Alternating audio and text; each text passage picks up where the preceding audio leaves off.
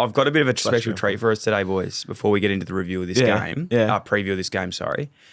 Line in the sand. So I thought we'd call one of the instigators, the biggest names in this. Lloydie. Close. Dermot. Was he out there? Not Dermy. Chance Bateman. Oh, nearly. Richie Vandenberg. Nearly. Johnny Barker. So Johnny Barker was the caretaker coach of Carlton. Very, very good man. And we always sort of laughed with Johnny about this because he'd always talk about this game and how tough it was. But then we look back at the vision and he was getting battled by Dean Rioli in it. And he's actually quite a tough dude. So thought we'd give him a buzz and just sort of have a chat about the line in the sand and what the Essendon Hawthorn game means. So we'll give him a buzz now. Do you guys know Johnny? Yeah, I've met Johnny a couple times. Yeah, good man. He's coaching Carey last year. Yeah. What's he coaching him again? I don't know. No, he's on. I don't know what he's on. You've reached John Barker. Hello. Yes, Johnny, how are you, mate? Good, bud, good. What's happening? We got Brett and Brett Delidio and Mickey Barlow here, mate, on Footy and Friends. We thought we'd call in our expert to talk everything Hawthorn Essendon. Perfect, mate, perfect. Hey, it's good. Looking forward to it. It's good to hear. Have you recovered from the line in the sand game with Dean Rioli sort of belting you? Is it lasted the test of time? Look, to be honest with you, it took me a little while to get my vision back. He was squeezing pretty hard, but mate, by the time I got out of the headlock, it was all over, which was disappointing. I suggest it was disappointing, but I was probably lucky that it was, to be honest. What are your memories of the day, Johnny? Like, how big was it? Was there actually intention to go out and have a crack, or did it start after all the incidents sort of prevailed? No, look, we weren't going all that well at that point in time as a team. And then there was an incident just before half-time where Mark Johnson from the Bombers basically power-drived Robbie Campbell into the deck. And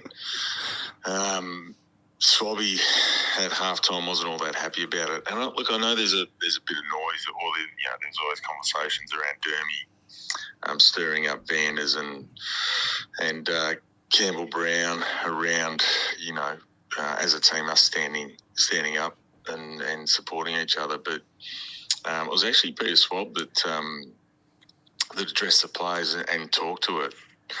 And I'm happy to go into it. But there's some expletives there that you might need to bleep out. But he was pretty flat that we didn't support Robbie Campbell when that happened, and he basically just said that when Mark Johnson next puts his head over the ball, he wanted someone to drive their kneecap through his skull, but in a little bit more aggressive manner than that.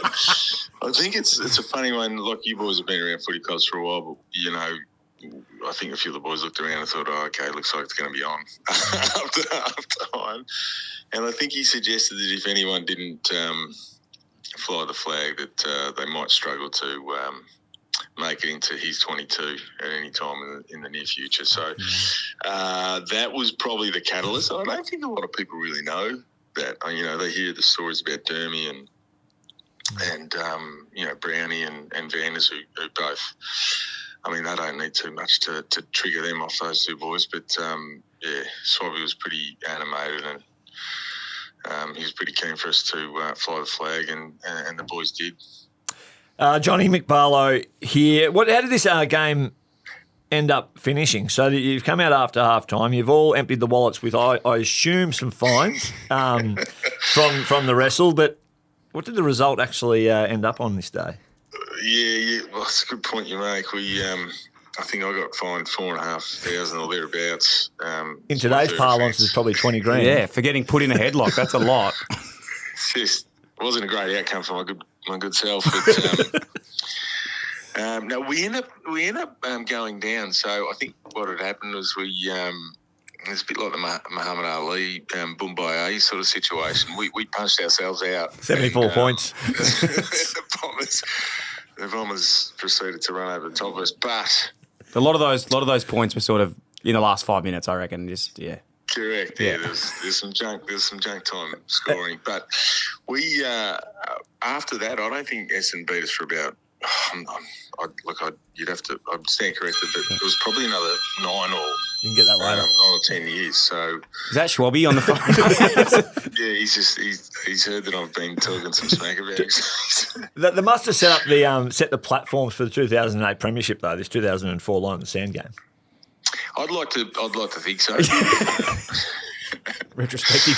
There's been some conversations around, the solid foundations that were set in the lead up, and but to be brutally honest, it did actually change the tone in which we went about our footy, and as I said, Essendon failed to beat us for a long period of time, and then really struggled to be successful after that game. Now I'm not sure if that was the exact catalyst, but we're happy to claim it. Yeah, I'd agree with that. I still don't think they've won a game since, but we'll move on.